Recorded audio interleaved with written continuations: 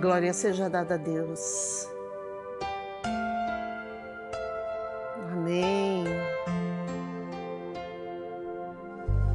Eu te convido para louvar comigo. Louve o Senhor, adore o Senhor.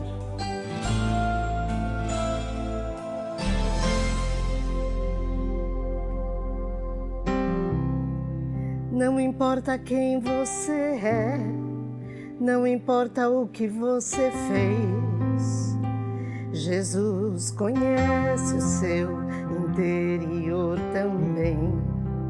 Quantas vezes você caiu tentando acertar, mas a tristeza e o desespero te fizeram chorar. Não importa pra onde você foi, se na escuridão da noite Ele apaga o seu passado e não desiste de você. Louve! Ele não desiste de você, Ele se importa com você, Ele compreende seu caminhar. Nunca vi um amor tão grande assim. Ele não desiste de você, Ele se importa com você, Ele compreende seu caminhar. Nunca vi um amor tão grande assim. Ele não desiste. Louve o Senhor do comecinho. Diga para Ele assim. Louve. Diga. Não importa quem você é, não importa o que você fez, Jesus conhece o seu interior também. Quantas vezes você caiu tentando acertar, mas a tristeza e o desespero te fizeram chorar. Não importa pra onde você foi, se na escuridão da noite Ele apaga o seu passado e não desiste de você. Louve! Ele não desiste de você, Ele se importa com você, Ele compreende seu caminhar. Nunca vi um amor tão grande assim. Louve, diga.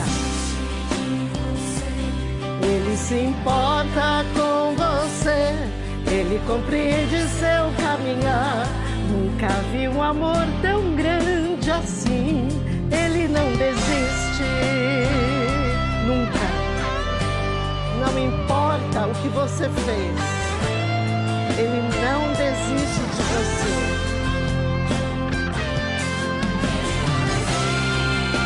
Aleluia, glória a Deus. Ele não desiste, nunca. Ele não desiste, Ele não desiste, Ele não desiste.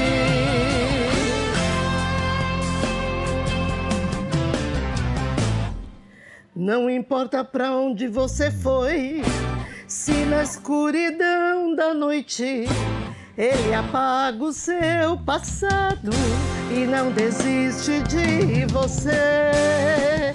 Louve! Ele não desiste de você. Ele se importa com você. Ele compreende o teu caminhar. Você já viu um amor como o dele? Assim, Ele não desiste de você. Ele se importa com você. Ele compreende seu caminhar. Nunca vi um amor tão grande assim. Ele não desiste. Nunca. Ele não desiste de você. Amém? Glória seja dada a Deus.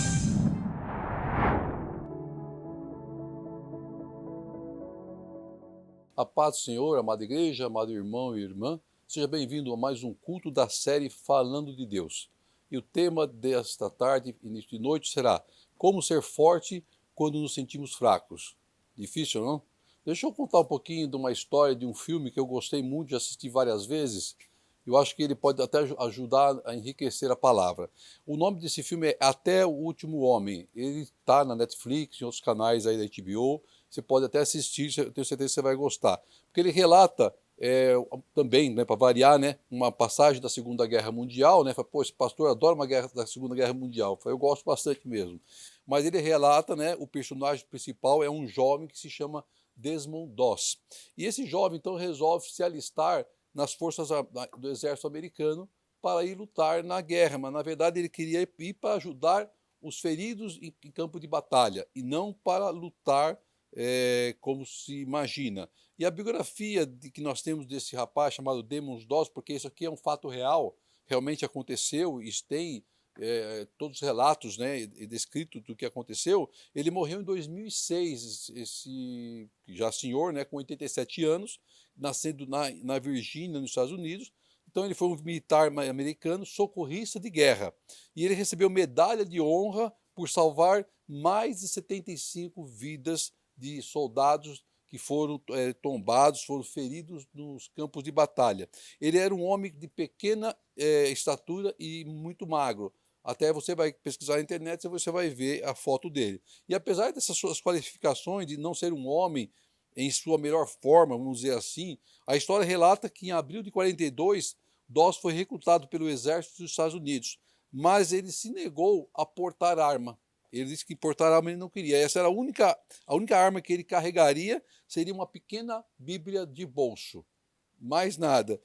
E a insistência de Doss em não tocar, ou portar, ou usar armas irritava os seus companheiros, irritava o seu batalhão, os seus instrutores e seus oficiais. E sempre que ele se ajoelhava ao lado da sua cama para orar a Deus, buscar a Deus, os seus colegas de farda atiravam nele sapatos, objetos, e havia sempre motivos para zombarem dele, ameaçarem, fazerem bullying, vamos dizer assim no termo atual. E um oficial até tentou forçá-lo a pedir dispensa do exército, com a ameaça de levá-lo à corte marcial caso ele descumprisse a ordem de pegar em uma arma. Desmond Doss era homem temente a Deus e destinado a ser um soldado para salvar pessoas no campo de batalha e não para tirar vida. Sua única condição de ter sido se alistado no serviço militar era de jamais tocar em uma arma. E durante todos os dias do seu treinamento e preparo para a batalha, para o campo de batalha, Doss era bombardeado pelos seus colegas de fardas e treinadores. Ninguém entendia o porquê do jovem queria ir para uma guerra, mas sem portar uma arma sequer, para defender nem a si próprio e nem para defender os seus colegas. Até o Último Homem fornece uma informação muito interessante sobre esse conflito religioso-militar. O drama que se desencadeia durante o filme nos faz questionar sobre a incompatibilidade entre amar o próximo como a ti mesmo e apenas amar o próximo quando o próximo não for seu inimigo em campo de batalha. Para os seus colegas de farda, Desmond Doss era um peso, era uma pedra de obstáculo, alguém que só atrapalharia e nada ajudaria em combate. O fato de se recusar a pegar em uma arma para lutar contra o inimigo o fez dele vítima dos ataques e acusações dos seus superiores e colegas. Ele era considerado fraco, incapaz de contribuir com algo bom para a tropa. No entanto, quando homens que estavam com ele, são abatidos e feridos em batalha, em meio a bombardeios e tiros, o único que corre para socorrê-los era Desmond Doss. Sem medo de ser atingido por uma bala ou por uma bomba, ele entra no campo de batalha desarmado, mas disposto a resgatar seus colegas de farda ali feridos, ali tombados. Os mesmos que zombaram dele durante os treinamentos. Após as suas incursões para salvar os feridos, o filme começa a mostrar a reação de todos aqueles que o criticavam e que começam a entender que não basta apenas uma arma para se vencer uma guerra, mas muito mais do que isto, a fé, o temor a Deus e a vontade de ajudar o próximo. Esses diferenciais da vida de Desmond Doss o fez dele um grande herói nacional. A sua história repercutiu em todos os Estados Unidos, não mais como um fraco, mas sim como alguém forte e corajoso. Os seus atos, a sua fé, repercutiram com tanta força no meio da tropa e da nação que passaram a respeitá-lo pelo exemplo de homem de Deus que ele era. Certo das ocasiões a qual o Dawes estava na tropa, eles iam novamente entrar no campo de batalha, só que ele para orar. A tropa inteira aguarda em silêncio ele terminar a oração dele, para só depois eles entrarem em batalha. Até o último homem relata a história verídica de um homem considerado fraco e que, na verdade, se mostrou muito forte através da sua atitude, através da sua fé. E como a palavra de Deus hoje nós temos, como ser forte quando nos sentimos fracos. E eu te convido a abrir em 2 Coríntios 12, no versículo 19, 12 e 19, nós vamos ler a partir do versículo 7, que diz assim: E para que não me exalte pela excelência das revelações, foi-me dado um espinho na carne, a saber, um mensageiro de Satanás, para me esbofetear, a fim de não me exaltar, acerca do qual 3 vezes orei ao Senhor, para que se desviasse de mim, e disse-me: a minha graça te basta, porque o meu poder se aperfeiçoa na fraqueza. De boa vontade, pois, me gloriarei nas minhas fraquezas, para que em mim habite o poder de Cristo. Por isso, sinto prazer nas fraquezas, nas injúrias, nas necessidades, nas perseguições, nas angústias, por amor de Cristo. Porque quando estou fraco, então sou forte. Porque quando estou fraco, então sou forte. Essa passagem, muito conhecida por todos, escrita pelo apóstolo Paulo, vai nos ajudar e nos ensinar de que a luta, a prova, a tempestade vem para nos fortalecer. Ela vem para nos fortalecer. Todos nós sabemos que o apóstolo Paulo tinha um espinho na carne. Ninguém sabe que tipo de espinho que era. Tem várias pessoas que falam um monte de coisa aí, mas não tem isso claro. E por 3 vezes, então, ele clama ao Senhor por ajuda, para tirar aquele espinho na sua carne, que provavelmente ele causava alguma dor, algum incômodo. Não sabemos qual é o espinho, como já foi dito, mas tem teólogo que fala que é doença. Também não é certeza que era isso. Então não vamos perder tempo tentando especular qual era o espinho na carne de Paulo, mas sim nos aprofundarmos na essência da palavra e dos seus ensinamentos. Paulo não revelou o que era esse espinho, nunca foi descoberto e ninguém sabe até hoje. Quem sabe por motivos óbvios de que o homem poderia fazer um entendimento equivocado do trabalhar de Deus, se o espinho fosse revelado. Então, por isso não há revelação do espinho. O que importa nessa passagem não é a natureza do espinho, mas a maneira que Paulo encarou a sua luta e dificuldade, confiando plenamente nas promessas de Cristo. Então, a primeira coisa que você tem que fazer, irmão, é confiar plenamente nas promessas de Cristo. Já chegamos até a ouvir absurdos de que a doença foi causada por Deus, ou de que quando algum mal nos acontece se atribui a Deus. Isso não é verdade, porque não se imputa mal a Deus, porque Deus é amor. Lá em Tiago 1,13 está muito bem relatado: ninguém sendo tentado diga, de Deus sou tentado, porque Deus não pode ser tentado pelo mal, e a ninguém tenta. A doença vem sim para o ímpio, como vem para o justo. Claro que Deus pode sim intervir e curar. Então, por que Deus não curou o apóstolo Paulo? Por que ele não curou ele? Homem fiel, temente a Deus. Porque Deus não atendeu ao pedido do teu servo. Olha lá o que diz o versículo 8. Acerca do qual 3 vezes orei ao Senhor para que te desviasse de mim. E disse-me: a minha graça te basta. Somente isso. A minha graça te basta. Vemos Deus vemos Deus muitas vezes agindo de forma diferente ao nosso pedido. Ao invés de tirar o problema das nossas vidas, ele utiliza desses problemas, dessas lutas, para nos preparar para algo grande que ele tem que nos entregar. Foi aconteceu com Paulo. Deus amava Paulo, como ama você, como me ama, como amava seu filho Jesus. Mas mesmo assim, o amor de Deus pelo seu filho não impediu, não o poupou da cruz do Calvário. Deus não poupou seu filho do madeiro, porque então haveria de poupar-nos das nossas lutas, das nossas dificuldades. É difícil de entender. Existe para tudo um propósito de Deus para a nossa causa. Jamais devemos interpretar problemas como sinais de desprezo de Deus pela nossa vida. Muito pelo contrário.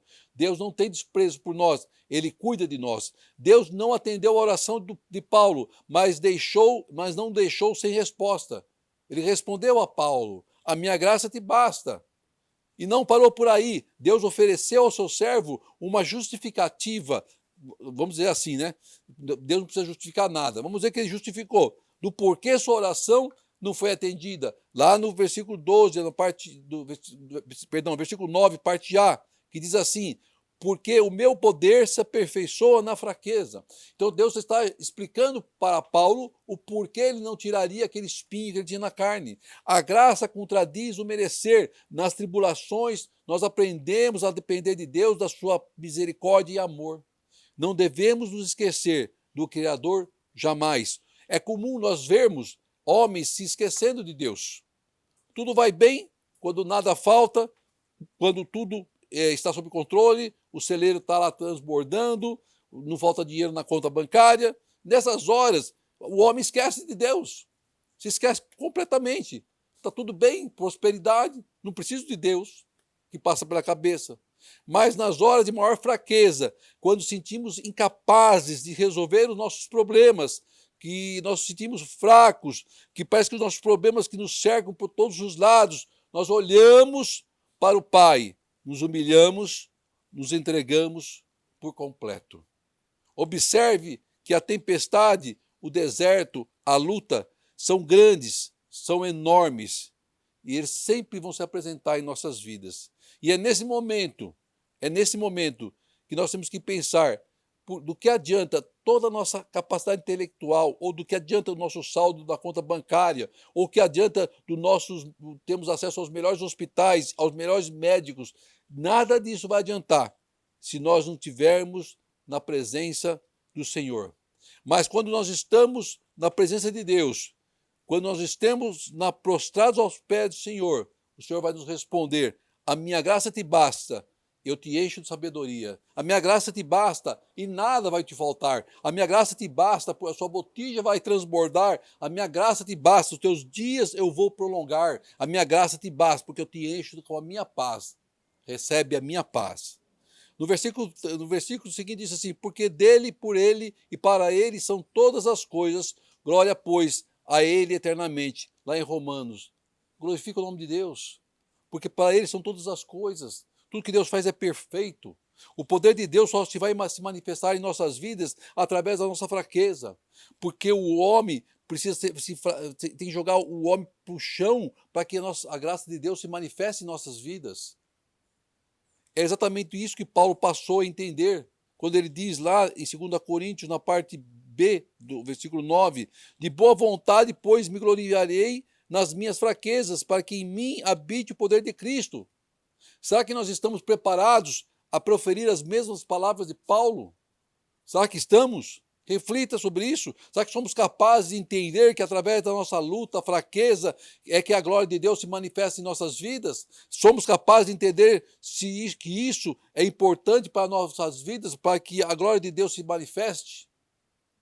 Para que Deus se manifeste em nossas vidas, nós temos que abandonar o homem carnal para que o homem espiritual se fortaleça. E as palavras de Paulo em 2 Coríntios refletem claramente a maturidade espiritual que nós precisamos alcançar. Por isso sinto prazer nas fraquezas, nas injúrias, nas necessidades. Quem é que em sã consciência pode responder: eu tenho prazer sim nas injúrias, eu tenho prazer, adoro uma perseguição, nossa, sou apaixonado por angústia. Ninguém tem condições de coragem de falar isso. Mas Paulo falava isso porque ele tinha intimidade com Cristo. E ele termina dizendo: porque quando estou fraco, então sou forte. Você consegue entender o significado dessa parte B desse versículo? Veja como um exemplo, pegar um ginasta profissional. Para ele chegar ao pódio, ele vai precisar treinar e perseverar muito. E o seu esforço vai lhe causar dores, e dores profundas, mas necessárias para o seu fortalecimento muscular e preparo. É o que Deus está falando. Para estarmos preparados a ouvir a Deus, a servir a Deus, nós sentiremos sim dores, e dores profundas, mas é necessário para ganharmos intimidade com Deus. assim é a nossa vida espiritual. E o apóstolo Paulo, então, entende que a sua prova fazia mais próximo de Deus. E era notório o seu crescimento espiritual e da certeza que ele receberia o galardão da vida eterna. E o livro de Tiago, nós vamos encontrar o mesmo ensinamento, mas em outras palavras, mas com o mesmo objetivo. Quando Tiago 1, 2 e 4 diz assim: meus irmãos, considerem motivo de grande alegria o fato de passarem por diversas provações, pois vocês sabem que a prova da sua fé produz perseverança, e a perseverança deve ter ação completa, a fim de que vocês sejam maduros e íntegros, sem lhes faltar coisa algumas. Jesus aceitou vir como homem, com as fraquezas de homem, para testemunhar que nós podemos vencer. Porque Cristo venceu. Quando Paulo confiou plenamente em Cristo, se esvaziando do orgulho, da sua arrogância, da sua intelectualidade, ele recebeu uma força maior do que ele poderia imaginar. E é o que Deus quer derramar sobre nossas vidas. Cristo, vivendo em Paulo, o fazia mais forte do que a sua capacidade humana poderia alcançar. E Deus quer nos encher com essa força. E é exatamente isso que Deus quer para nós. Se Deus não tirar o espinho da sua vida, glorifique o nome do Senhor. Se sua carne está fraca, glorifique o nome do Senhor. Se sua prova está grande, glorifique o nome do Senhor. Porque somente assim você verá a glória de Deus. Somente assim, através da sua carne fraca, que o seu espírito se estará forte em sua vida. E é o que Deus nos ensina hoje. Então, louve a Deus pela sua luta, louve a Deus pelas suas lágrimas, porque através delas você vai ficar forte em Cristo Jesus.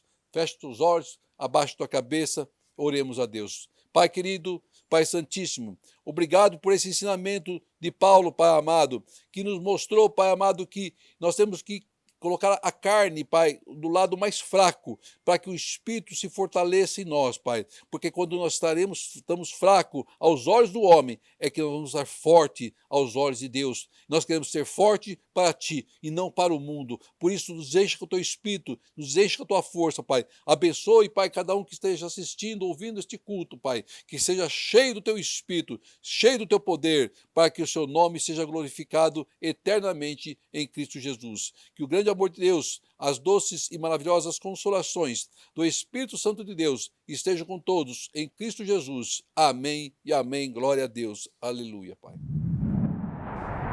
Ele não desiste de você, ele se importa com você, ele compreende seu caminhar.